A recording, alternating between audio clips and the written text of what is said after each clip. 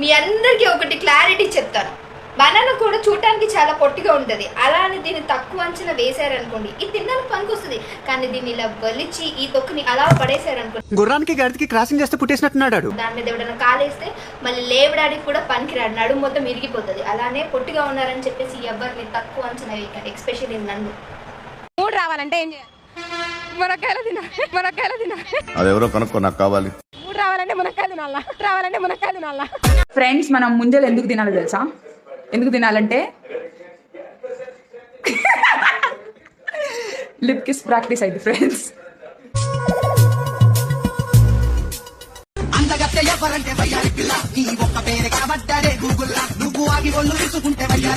నాన్న నిరోధ్ వాడాల్సింది.